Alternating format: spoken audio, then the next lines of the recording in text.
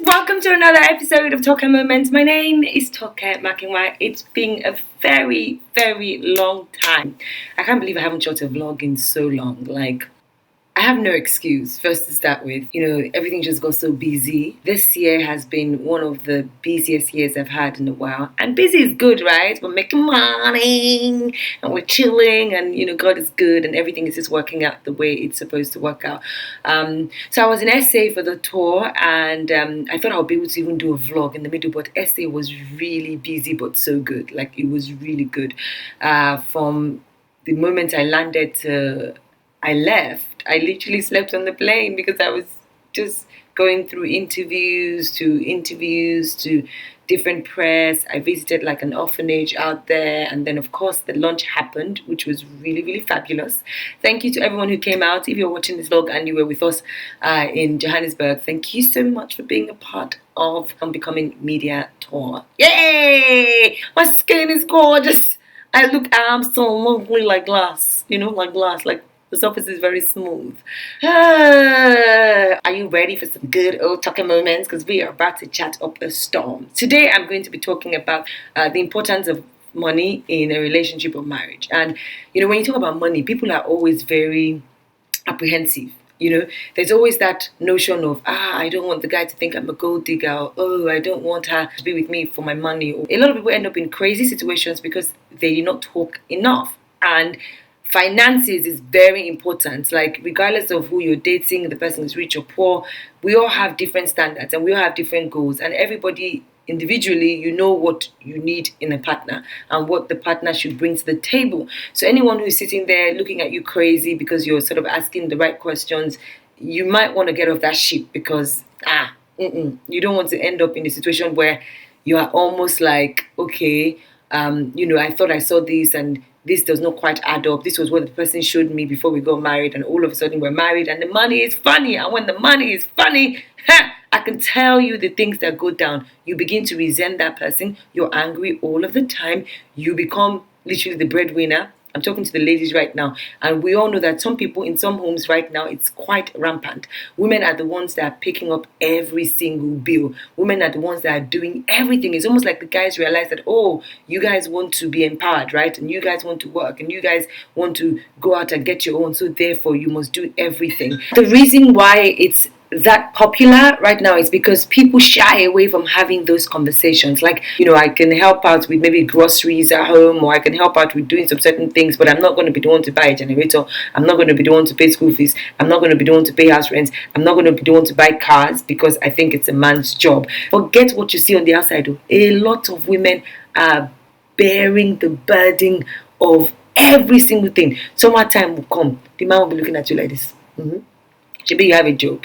School fees time, he will start to act crazy because he believes that, my wife can do it. And sometimes these men are crazy.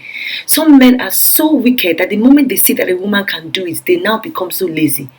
Honestly, when I was getting married, I remember my mom saying to me, let a man do what a man knows how to do best. Don't play the role of a man. A lot of women out there make those mistakes.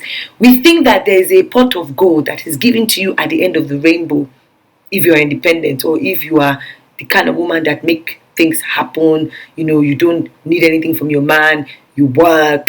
Your money is, what you're spending. You're the kind of girl who will not even ask him. Rent is due, you pay. Generator is 40, you buy a new one. Cars are bad, you come home, there are two brand new cars there. All of a sudden, the man now begins to think, well, my wife has got it. She's superwoman. Somebody outside is beginning to spend the money that I should be putting inside the house. For all the people that are watching and are quick to say, well, so what? What do you mean by that? Let me just tell you now. A guy looked me in the face and told me, if you don't spend your man's money, there's somebody out there who is ready to spend it for you. And I feel like sometimes we put so much burden and pressure on ourselves because we don't want the men to look at us a certain way. So you now begin to try and hustle and begin to try and match the guy. Hey, sister. As I said, there is no pot of gold that is given to you at the end of the rainbow. There is no finish line and an award saying, hey, take my faithful servant, because when you were on earth, all you did was support that man. Some of these men don't even appreciate it. You find women who are bearing the burden, doing everything, and their husbands are spending the money on chicks out there. Their husbands are saying they don't have money because they know that the woman will do it. Once they say they don't have money, the woman too is quick to want to drop the money in the house. And guess what? The man has money to give his girlfriend. The girlfriend wants to do Brazilian weave. When last did you give your wife money to even change her hair? But you have money to give the chick on the side. You don't have money to fix things in the house, but your girlfriend's apartment, you're the one paying for it. And some of us, it's a struggle because some of us work really hard and we feel like, I'm not going to depend on any man at this point in my life. But I'm now learning to tone it down. Tone that shit down, okay? Because nobody gives you an award, okay? Nobody's out there handing you, hey, there you go. You are a good woman. You supported this. It doesn't work that way. Let a man do what a man knows how to do best. Even the Holy Book, if you remember the Holy Book, when God made the heavens and the earth, and he made man, and he put man as a hunter. He put man in the position to name the beast in the forest, the fish in the sea, and he gave man dominion over everything. And then he saw that, it's not good for man to be alone, and he made a help meet. What is a help meet? There must be something on ground for you to help with. Okay, a helpmeet is not to get there and lift off all of the burden. It doesn't work that way. A helpmeet is supposed to support. So if the man is groaning under paying all the school fees, you can just buy all the groceries. This whole crazy generation where men are quick to look at women funny when they ask you what you have. Stay away from all those, the guy will think I'm a gold digger, so if I don't want to ask how much he earns. Hello, if you want me to sit in your house as your wife, I deserve to know what you're bringing at the end of the table. You just don't want to wake up one day and end up marrying a guy who doesn't have a job, and the job you thought was really a job is actually a hangout situation, and you're sitting there thinking, no, but what you told me in the beginning was not what I met inside. Did you ask the right questions, or did you just assume?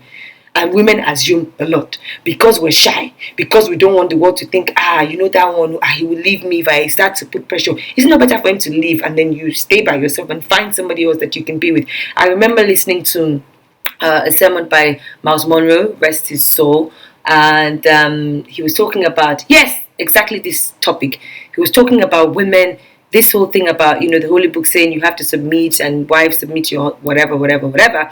And it says that you have a right to ask who you're submitting to, where he's going, where he's headed, where he's coming from, his plans. He says his wife asked him when she met him for a 10-year plan. And without a 10-year plan, she wasn't going to marry him. So why are we now so shy to have these conversations with these guys? I'm sorry, if you want to father my child, my precious womb, I got to ask you some questions. What are your long-term goals, your short-term goals? Where do you see yourself in the next 10 years? If our journey aligns, and please feel free to ask the same for the guys as well. What I'm trying to say is, it doesn't end with, the guy buying you fancy clothes and fancy bags, because sometimes it's packaging. You can do that now. You enter, nothing. It doesn't end with you guys just going out to dine and eat and have sex and, it makes my tummy skip, or it makes my back heart skip a bit. It really doesn't end with all of that. The real relationship begins when you guys can bear your soul to each other. This is my goal. This is what I want for my future. Does it align with what you want? You begin to have the right conversation so that when you guys eventually get to the point where you tie the knot, maybe not, you're not waking up one morning surprised at the fact that you guys are broke. That's all I'm going to talk to you guys about. Thank you for watching. Please remember to subscribe to my YouTube channel and follow me on Twitter. I am @Tokestar with a double R.